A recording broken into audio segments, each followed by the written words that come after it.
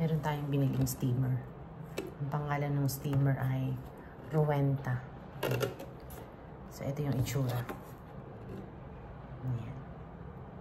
Gagamitin natin today para on the go yung ating plancha. Share ko sa inyo. So, ito yung ating gusot-gusot na damit. Try natin gamitan ng planchang steamer. Tingnan natin kung talaga makatarungan. Kanina tinry natin yung white color. Ngayon naman try natin yung bicolor. Kung mauunat niya. Nauunat ba? Kung nauunat naman. Nauunat. Tingnan natin dito sa baba. Tingnan natin kung mag-upload siya talaga yung damit. Kailangan lang naka-steady yung pinagkakabitan ng damit. Oh, nag-plancha naman. Nauunat naman. Wala lang tayo ditong kabitan at nasa hotel tayo eh. Pero kung meron tayong pinagkakabitan, mahahawakan natin yung tela. Pero mukha namang okay yung kanyang review. Bakit ganun na? Wala na yata tubig. Yan. Mukha naman naunat yung side na ating pinlansya sa itaas. Effective naman. Tingnan natin dito sa kabila. Okay naman. O yung taas. Ito yung taas na pinlansya natin. Ito yung baba. Hindi pa natin na masyado napaplansya. Steamer siya. Try natin lagyan ng tubig ulit dahil mukhang wala ng tubig. Tanggalin natin sa saksak. Wait lang. Baka tayo makuryente.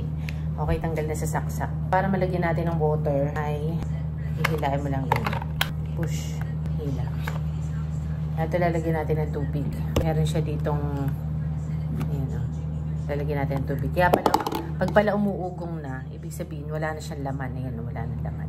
Umuugong na. Tapos ganito itsura. So, medyo mahagad pala siya sa tubig. Lagyan ulit natin ng water, ha? Ngayon, yung dami ng tubig, parang kulang isang baso. Yung regular na glass. Yan, puno na. Nilagyan na natin ng tubig. Pasok ulit natin. Yan. Ganun lang kadali. Pasok na. And then, sasaksak ulit natin. Huwag yung hahawakan itong stainless na ito, ah. At napakainit. Muntik na ako mapasok. Pero mas maganda yung stainless niya kaysa dun sa parang may brush. Mas maganda ito. Dahil hindi siya parang makakadumi dun sa damit. Pero kailangan malinis din ito. Kuwan ay pwedeng alikabukin. Nakasaksak na. Power on. Sample ulit. Dito naman sa bandang baba. Ito medyo gusot. Tingnan natin kung mauuna. Pagka wala ng tunog. Ayan. Pagka clear yung tunog, ibig sabihin may tubig pa. Pero pag nag-uugong, walang tubig. Kung itatapat yung kamay ninyo dun sa nag-uusok at talagang masusunog nga. Ayan, okay naman. Hindi nga lang siya totally kagaya ng mga pinaplansya natin na nasa kabayo talaga na ano, flat na flat. Talagang siya, ano lang, on the go. Mauunat yung damit mo kahit paano, hindi ka naman mukhang galing sa higaan. Ayan, nauunat naman siya. Naiinitan yung aking gamay. Kabila. Wala lang tayong sabitan eh. Okay. So, ganun ang ate. Ayan, oh, maganda yung pagka-plansya. So, maganda ang review. Good.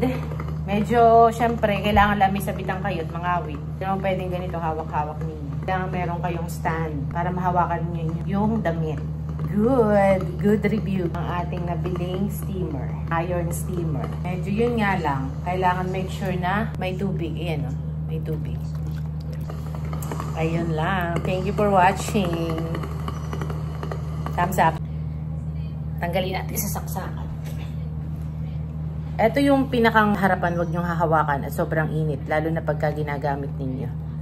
And then ito yung button para continuous. Kailangan nyong i-hold para ma-plancha nyo yung inyong damit. May steam ninyo. And then may power on and off. Yan. Siyempre, i-on ninyo pag gagamitin. Off ninyo pag stop na. And then unplug. Tapos ito naman, push lang dito. Hihilahin nyo ito. Yan. Push. Tapos push. Tapos tanggal. Tapos balik. Push, tanggal. Tapos balik. Ayan lang. Kulang isang basong tubig yung inyong ilalagay na tubig. And then kaya niya makaplansya ng mga 2 hanggang 3 damit. Pero yun nga lang, depende kung gaano kagusot yung damit. Then pag naubusan ka ulit, dun kumukuha ng init sa water para maunat yung mga damit. Yun lang, ang brand ng ating steamer iron ay Rowenta XL Steam. Easy to use. Ayan. Thank you!